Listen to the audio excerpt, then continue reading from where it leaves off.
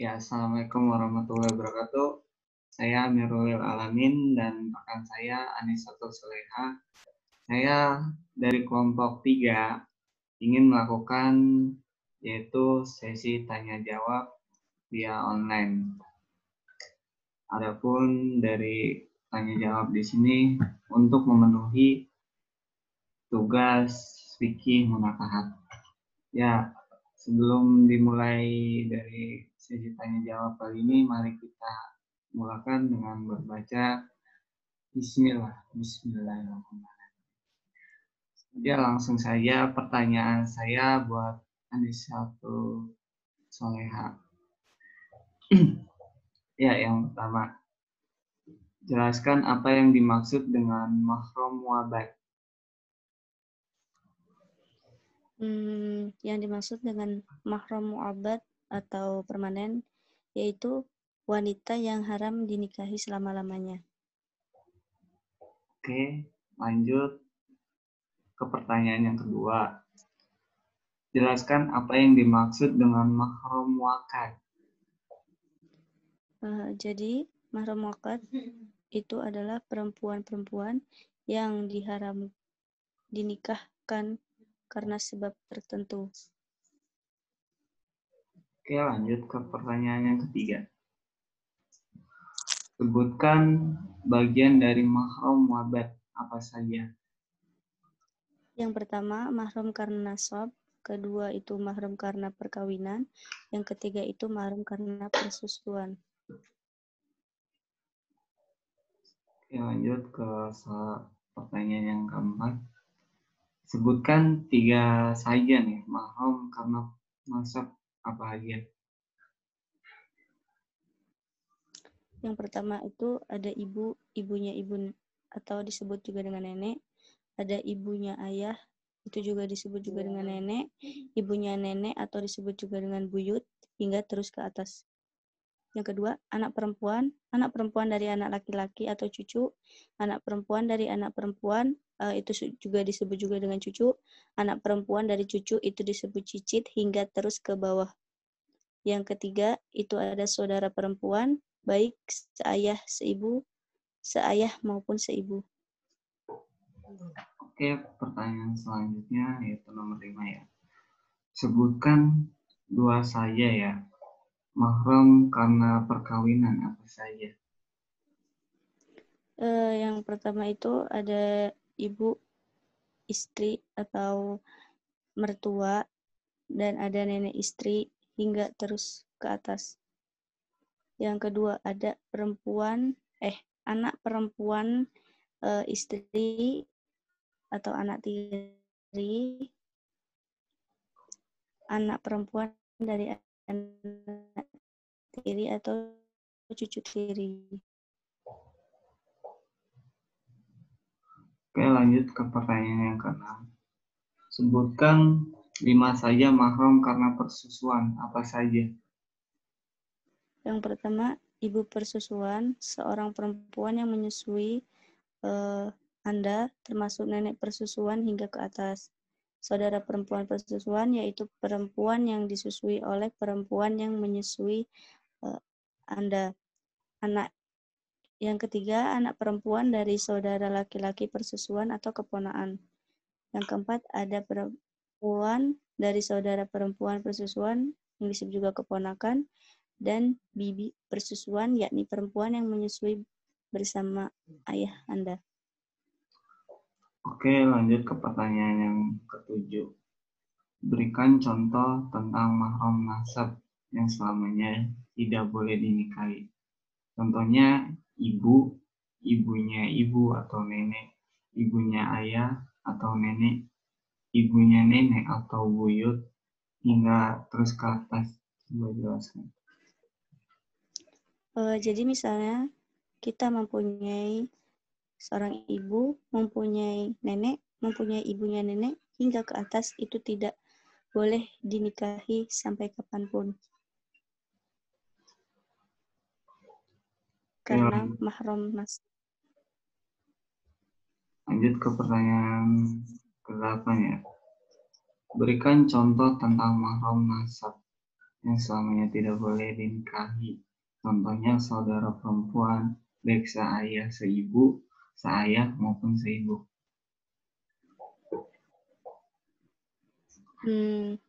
Misalnya ibu kita mempunyai anak perempuan dan ayah punya anak perempuan, kita itu tidak boleh menikahinya karena ada darah dari persaudaraan antara ibu dengan kita atau antara ayah dengan kita.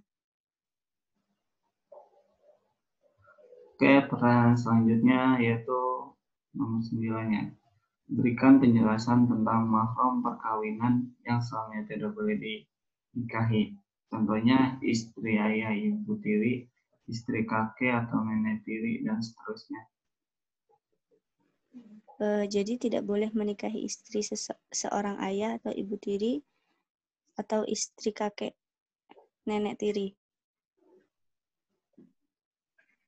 Lanjut ke pertanyaan nomor 10 ya.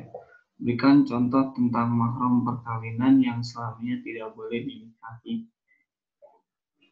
Contohnya anak perempuan istri atau anak tiri, anak perempuan dari anak tiri, atau cucu tiri. Itu apa? Ya, misalnya kita punya ibu tiri, lalu dia punya anak perempuan. Kita sebagai anak tirinya pun tidak boleh menikahinya. Oke, lanjut pertanyaan ke-11 ya. Apa yang dimaksud dengan mahram muakkad tentang adik atau kakak ipar?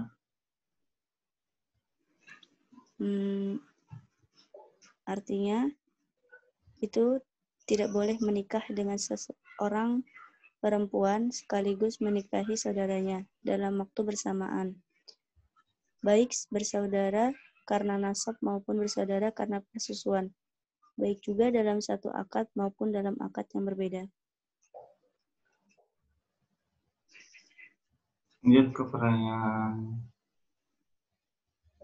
ke-12 ya. Apa yang dimaksud dengan mahram muakkad perempuan yang kelima? Ya, maksudnya ialah tidak boleh seorang laki-laki menikahi perempuan yang kelima, sebab ia sudah menikahi 4 perempuan, kecuali jika salah seorang dari yang 4 meninggal dunia atau diceraikan. Oke, lanjut ke pertanyaan yang ke-13. Apa yang dimaksud dengan mahram muakkad tentang perempuan musyrik yang menyembah berhala? Yaitu perempuan yang tidak memiliki kitab samawi atau Taurat dan Injil. Namun, bila perempuan itu memiliki kitab samawi atau perempuan itu sudah memeluk Islam, maka ia diperbolehkan dinikahkan. Oke, pertanyaan yang ke-14. Apa yang dimaksud dengan mahram muakkad tentang perempuan yang telah ditalak 3? Tidak halal bagi seorang suami merujuk atau menikahi kembali istrinya yang telah ditalak 3, sampai istrinya itu dinikahi oleh laki-laki lain, atau disebut juga dengan muhalil, dengan pernikahan yang sah dan sesuai syariat. Kemudian, suami kedua atau muhalil itu menceraikannya dan masa iddah si istri darinya telah habis. Mengapa mahram muakkad pertanyaan ke-15 ya.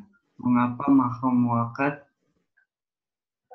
tentang perempuan yang masih menjalani masa iddah? Mengapa mahram muakkad? Karena baik dari iddah wafat maupun iddah cerai, setelah masa iddahnya habis, maka ia boleh dinikahi. Sekian, walhamdulillahirabbil alamin. Oke, sekarang lanjut ini satu Soleha untuk memberi pertanyaan kepada saya. Baik, untuk soal yang pertama, jelaskan apa yang dimaksud dengan keserasian. Keserasian itu ya adalah hak bagi wanita dan walinya untuk menentukan keseimbangan calonnya. Yang kedua, penyakit apa saja yang bisa menyebabkan khiyar atau pembatalan nikah? Penyakitnya itu ada 3 macam, yaitu kusta, gila, dan belang-belang. Yang ketiga, apa yang dimaksud kafa'ah atau kufu dalam hukum Islam? Yaitu keseimbangan atau keserasian antara calon istri dan suami, sehingga masing-masing calon tidak merasa berat untuk melangsungkan perkawinan atau laki-laki sebanding dengan calon istrinya, sama dengan kedudukan sebanding dalam tingkat sosial dan sederajat dalam akhlak serta dalam kekayaan. Yang keempat, faktor apa yang mendorong terciptanya kebahagiaan suami istri? Yaitu dapat mendorong keciptaannya kebahagiaan suami istri dan lebih menjamin keselamatan perempuan dari kegagalan atau kegoncangan rumah tangga tersebut.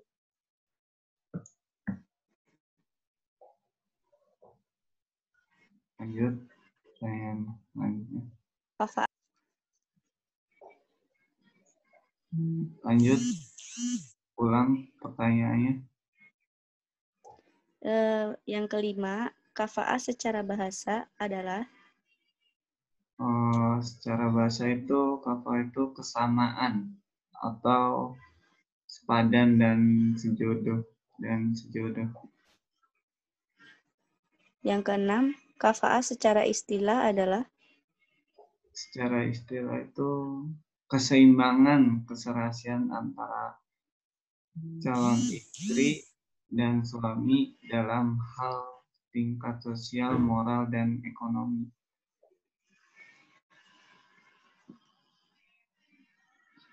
yang ketujuh, bagaimana prinsip dalam memilih jodoh yang baik dan yang dikehendaki Islam? Yang baik dan Islam yaitu ketentuan beragama dan akhlak yang mulia. Nah, memegang harta atau nasab dan lain-lain, semuanya itu tetap diakui Islam, karena Islam memandang semua manusia itu sama, tidak ada perbedaan di antara kaya dan miskin, putih dan hitam, maupun kulit kuat dan lemah. Kelebihan antara seseorang dengan yang lain hanyalah didasarkan pada takwa masing-masing kepada Allah Subhanahu wa taala. Bagaimana selanjutnya yang ke-8, bagaimana pendapat Ibnu Hamz tentang ukuran-ukuran kufu? Menurut Ibnu Hamz itu tidak ada ukuran-ukuran kufu. Ia berpendapat bahwa semua orang Islam selama ia tidak berzina berhak kawin dengan wanita muslimah asal tidak tergolong perempuan pelacur, dan semua orang Islam adalah bersaudara. Lanjut. Ke-9, menurut mazhab Maliki, jelas tidak Saudara Amir? Ulang. Trouble sinyal, men. Yang ke-9, menurut mazhab Maliki, kafa'ah terbagi menjadi berapa macam? Kafah itu terbagi 2 macam. Yang pertama itu agama, dan yang kedua itu kondisi. Oke, baik. Selanjutnya yang ke-10, dari jawaban di atas nomor 9, kondisi yang bagaimana? Tolong dijelaskan. Maksud dari kondisi selamat itu nih, kondisi selamat dari aib yang dapat menyebabkan timbulnya pilihan, bukan kondisi dalam arti kehormatan dan asap. Dan yang dimaksud kesamaan di sini hendaknya suami sama dengan istrinya. Gitu, lanjut.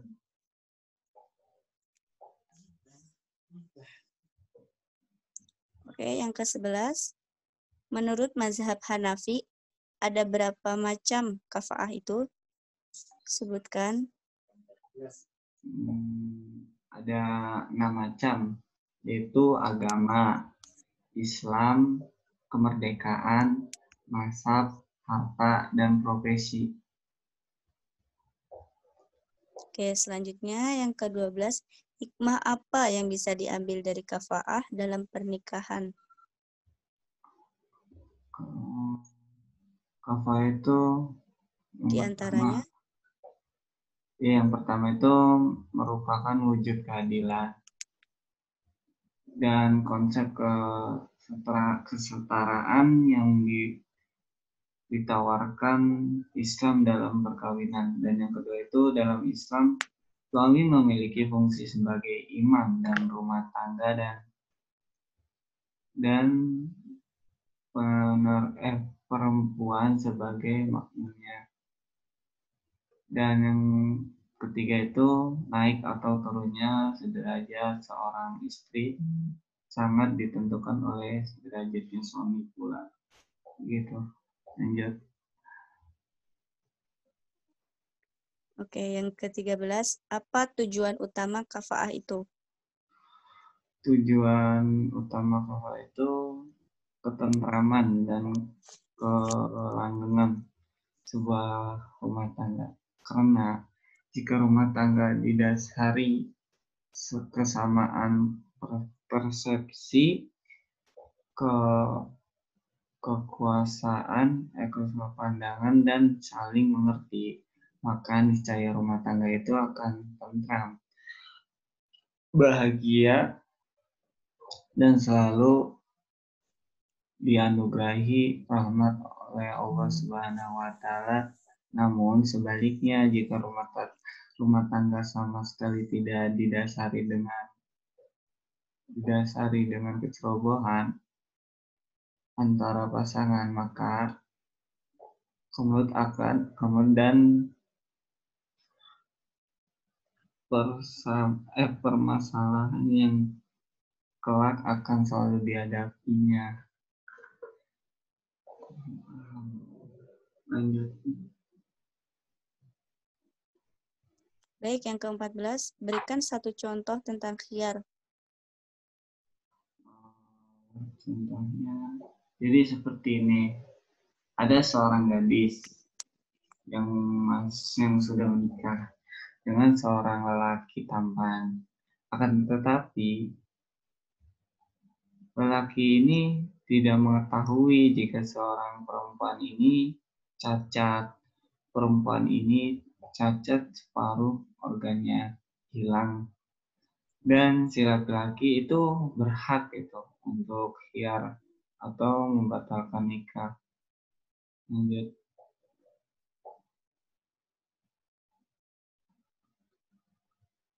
Oke, yang terakhir, bagaimana pendapat Anda mengenai keserasian ini? Menurut saya, dalam masalah keserasian ini tidak mempengaruhi sahnya nikah. Jika pengen seimbang, itu haknya seorang perempuan dan walinya. Nah, seandai kata memilih seimbang yang saling seimbang, ya silakan. Jika tidak memilih keseimbangan, ya silakan. Itu sih tidak apa-apa, karena sah nikah tidak tergantung dengan masalah keserasian. Ya, itu jawaban terakhir. Mungkin sesi tanya jawab kali ini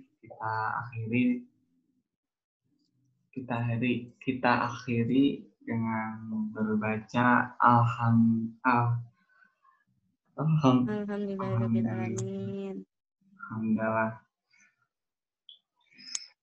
Ya, tutup aja. Sekian dari kelompok kami. Kurang lebihnya mohon maaf.